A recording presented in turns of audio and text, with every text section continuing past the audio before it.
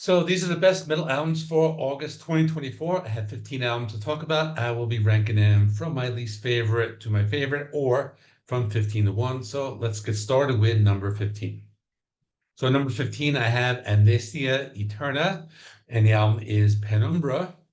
And they're from Santiago, Chile, and they are a thrash band or maybe speed metal. And this one just made my list. It's not too bad. It's mostly a thrash album, but they also have short interludes. And you can tell they're influenced by thrash from the 80s, especially Metallica. Most of the songs are very melodic. They use clean and distorted guitars, and there are lots of peaks and valleys in the songs. The production is kind of raw, but it's perfect for this type of album. The songs are catchy. I recommend this album if you like thrash from the 1980s. So number 14, I have a Mushroomhead with Call the Devil. So this one might be a surprise, and it's like the first time that I am putting an album on this list that I covered on an Is It That Bad episode, because usually those albums don't make it to my end of the month video, but this one I was like the only person on the episode to give it a thumbs up, by the way. But I like it for one reason, and I really like the female singer. Her name is Jackie LaPonza. I think her vocals actually like save this album. They do a lot of stuff. They sound like Faith No More times. Sometimes they sound like Slipknot. Sometimes they sound cheesy. Sometimes they're over the top. But there's some good stuff here. I like some of the songs. Some songs are very dark and demented. And the songs I like, Grand Gesture, Hallucination, and Shame in the Basket. I thought those were pretty cool songs. I've been listening to them like since this album came out. Mostly those songs, not really the full album, but there are some good stuff here, so that's why I have it on my list. And at number 13 is Oxygen Destroyer with Guardian of the Universe. Now, some people might have this higher. For me, it's pretty good. But it's the type of album that kind of sounds the same like throughout the album. It's just like super heavy, super extreme. It's very fast and heavy. It's death thrash. They're from Seattle, and the albums are these kaiju themed or those Japanese monster movies. They're all about that. So I like that aspect of it. I think that's pretty cool. And it's not too bad, but it's really an album that's super fast, straight to the point, 9 songs, 33 minutes long. And it's similar to the extreme thrash bands of the 80s, like Creator, Demolition Hammer, like those types of bands. And it's one of those albums that you're going to listen to it from start to finish. A good album to take to the gym. You're doing some physical activity. You're lifting weights, kickboxing, whatever you're doing. Like, this is a good album for that because it's like 30 minutes, just intense music. And number 12, I have Simone Simons with Vermilion. So she's a Dutch singer and lead singer of the symphonic metal band Epica. So this is her debut solo album. It has 10 songs and a few guest stars such as Alyssa White-Gluz from Arch Enemy and Mark Jansen, who is the guitarist of Epica. So in my original review, I gave it a high score of 8.5 out of 10. Now, since then, I think it dropped a little bit, but I still like it. I like the fact that she mixes symphonic metal with industrial and electronic music, but sometimes the songs are not memorable, but it's worthy of making this list. She's a great singer and possibly one of the best symphonic metal singers. And number 11, I have Hammerfall with Avenge the Fallen. So they're a Swedish power metal band from Gothenburg. They released an album 2 years ago called Hammer of Dawn. That was one of my favorite power metal albums of the year back then. They have a style that's more like traditional heavy metal and power metal, and it's very good. This band's consistent. They have a nice blend of heavy metal and power metal. My original score was an 8 out of 10, and I think it holds up. One of those bands that's just very consistent. You know what you're getting into. They're not really like changing anything around. They're just doing what you expect them to do. Their songs are melodic, some are heavier, some are ballads. Now, this is probably not their best album ever, but it's on par with like most of their good stuff. So it makes the list. Now we're into the top 10. I got some different stuff here, so let's get into it. Number 10 is Blue Pills, and the album is Birthday. They're not really a metal band, but I'm putting them on this list. They're kind of heavy enough. So they're a Swedish, I call them like blues rock band. They formed in 2011, and they play a lot of blues rock, hard rock, psychedelic rock. It's their 4th studio album. And the album caught my eye. I think it just has, I like the retro feel of the album cover. And when I like saw the album cover, I'm expecting something along the lines of the band Lucifer, and I wasn't completely off. But the band Lucifer is like really dark. Um, this is not like a really dark band. They're more of a have like a sultry sound. They're female fronted and just a really good song. Like the singer kind of sounds like Janis Joplin at times. Other times she reminds you of like Amy Winehouse. So I like this album. I think this one is like pretty good. So it's not like it's not heavy, it's not metal, but you got some like lots of guitars, you got the nice ballads. So if you're a classic rock fan, definitely check it out. Number nine, I got some death metal here. I have Fulci with Duckface Killings. So they're an Italian death metal band. They're influenced by the Italian director Lucio Fulci. Every time this band makes an album, it's usually about a specific film. So this one is about the New York Ripper. This is just some classic old school death metal. I like it a lot. I think it might turn some people off because there's one song that has like a rap section, but that's like less than a minute long. And then there's a few songs that have some like horror movie synth. I like that because I think it just adds to the atmosphere. And there's some experimentation. There's one song towards the end where they have some saxophone, but the rest of the album, heavy death metal riffs, deep guttural vocals, a sound similar to Cannibal Corpse, and I like the fact that the vocals are these deep gutturals, like the death metal vocals, but they're also understandable. So if you listen closely, you can hear what the vocalist is saying, and you can follow along with the story. And there's also sound clips. That's also pretty cool. So it's a solid death metal album if you don't mind the little rap section. So number eight, I have Dark Tranquility with Endtime Signals. So this is the legendary melodic death metal band, one of the pioneers of the genre. So this one is a big improvement over their album Moment from 2020. That one I never liked, but this one is a lot better. Maybe not as good as their earlier stuff, but probably their best album since Fiction, which came out in the mid 2000s. But this one has lots of good stuff. I would say like the half or the first three songs are like really good, a little bit of filler in the middle, and then but the end of the album is like really good. So it's a solid album. It's a good like later day album from a long running traditional like melodic death metal band. So that's pretty much all I got to say about it. Moving on to number seven, I have Extinction A.D. to the Detested. So this band's pretty cool.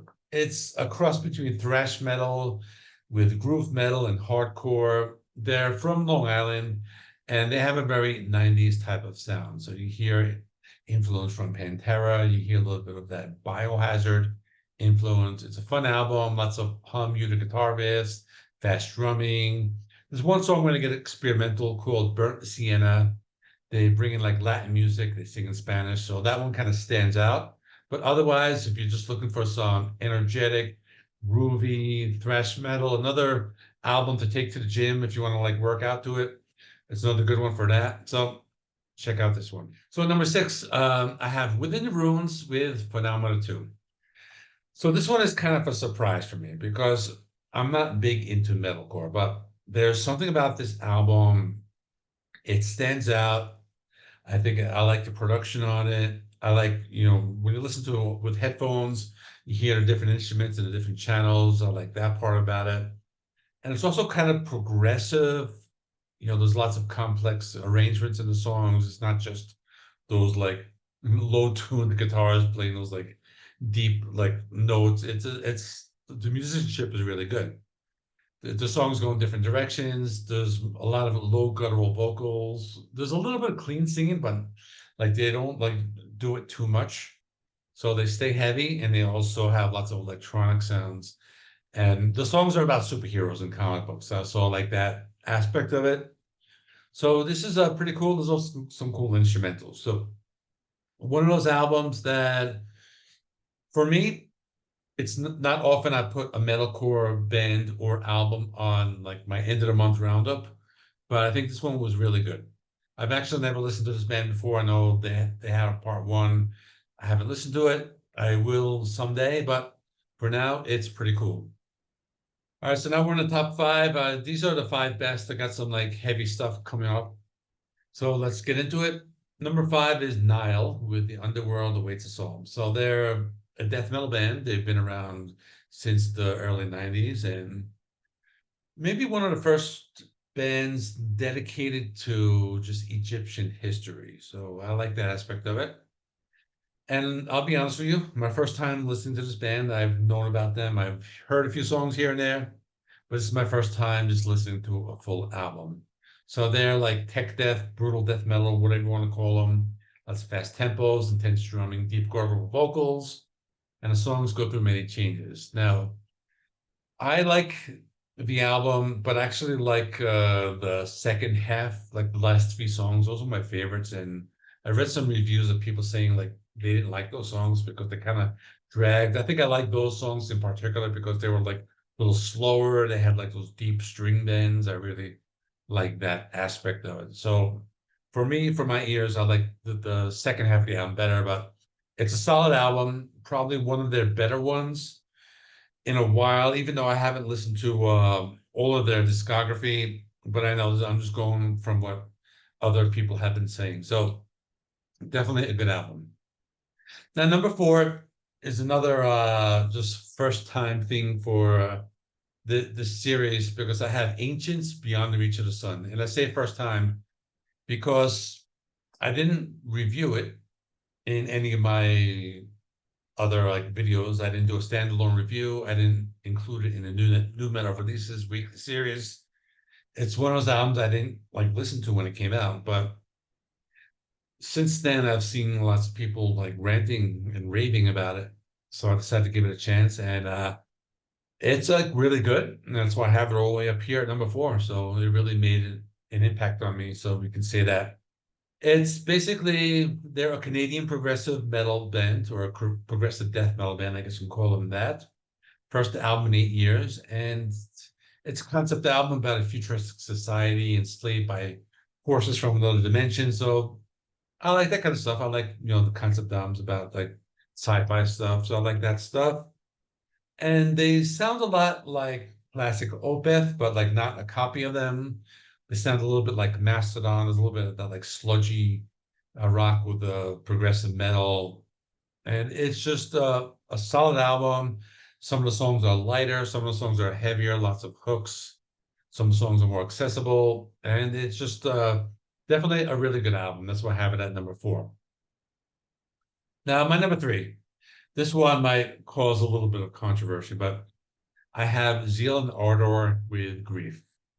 Now, it might be a surprise because I know this one kind of got like negative reviews because I guess they kind of changed their sound, but I'm coming into this band as a newcomer, so this is my first time listening to this band.